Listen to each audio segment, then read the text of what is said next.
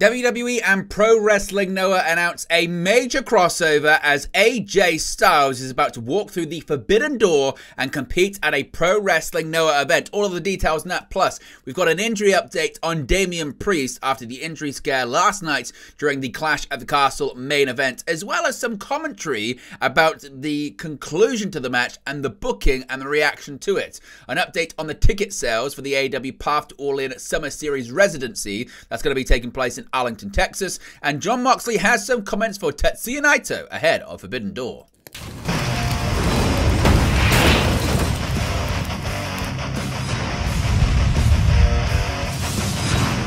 Hey guys, welcome back to Wrestling News 365. Hope everyone is doing very well. As always, plenty of news stories to get into in the world of professional wrestling. Let's start off with some major developing news today. We were promised a big announcement from Pro Wrestling Noah regarding a WWE talent possibly appearing at a future show, and my oh my, will we not disappointed. Now, Pro Wrestling Noah, as I mentioned, had teased a major announcement throughout last week, and the details have finally come to light. The phenomenal one, AJ Styles will return to Japan this summer to face off against Naomichi Marufuji at the company's destination event on July 13.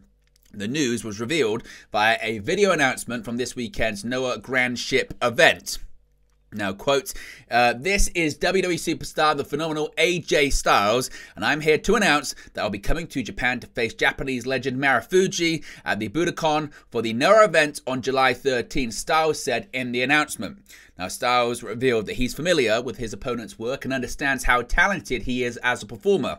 However, the WWE superstar fully intends to pick up the victory, though he hopes it's a show-stealing match. Quote, you've been doing this a long time and your resume speaks for itself, but I'm not coming to Japan to lose. Let's tear the house down on July 13. Now, this isn't the first time both companies have worked together. WWE superstar Shinsuke Nakamura defeated Keiji Muto at the Noah event in 2023, marking the beginning of their working relationship. Of course, elsewhere, WWE has entered into an agreement with Marigold that will see former Women's Champion Io Sky take a visit to Japan to face off against Utami Hayashishita at Rossi Ogawa's promotion's Summer Destiny event, which also takes place on July 13.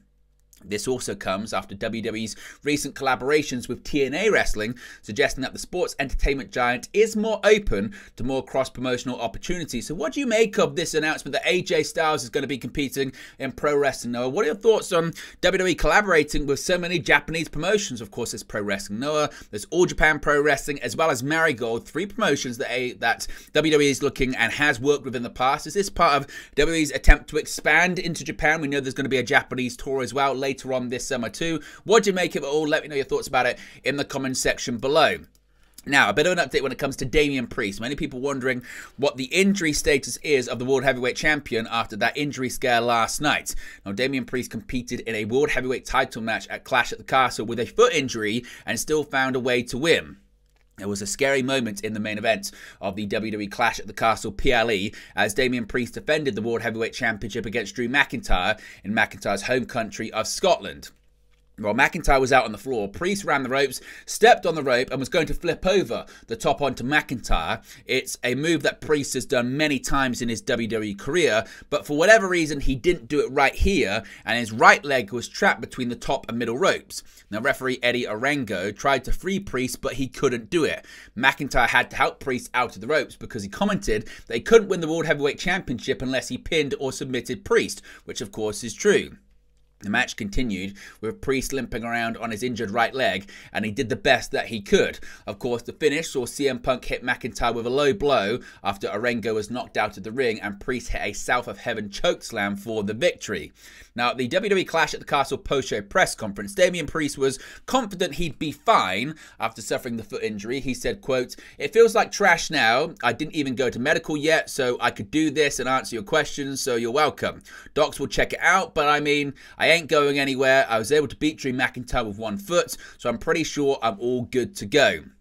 Now, WWE's Chief Content Officer, Paul Triple H Levesque, also commented on what he thought about Priest's injury. He said, quote, I'm really hoping when I leave here, I'm going to get good news because while he is walking around okay now, I'm sure adrenaline is carrying through that. There is such a fine line between what we do being safe and what we do not being safe. On Wrestling Observer Radio, Dave Meltzer said he's heard from WWE about the testing that was done on Damian Priest's right leg after Clash at the Castle. While there's no specific injury update, the injury is not as bad as WWE likely feared.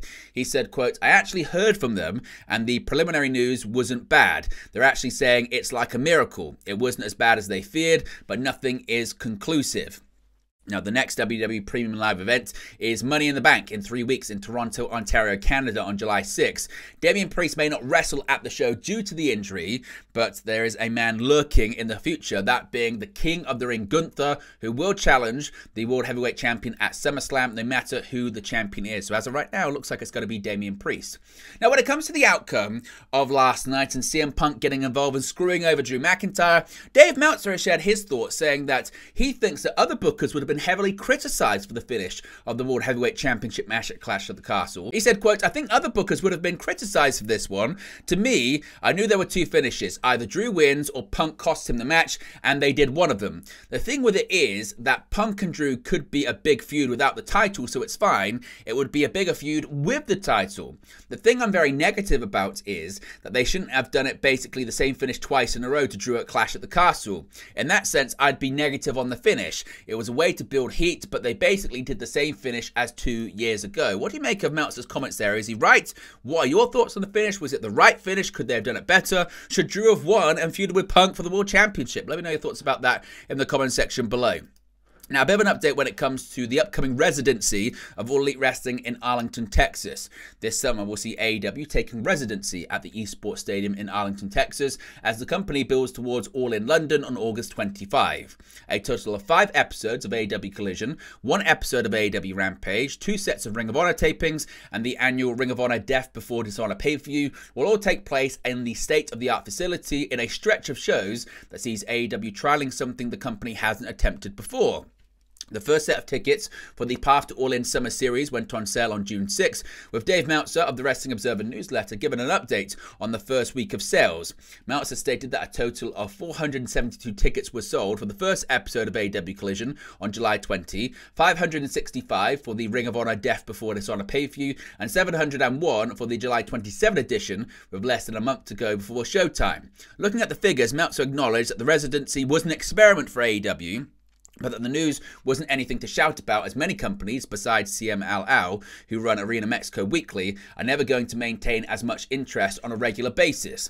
Meltzer claimed that the Esports Stadium will be scaled to open 1,333 seats, a slight increase from the 1,290 Brandon Thurston originally reported.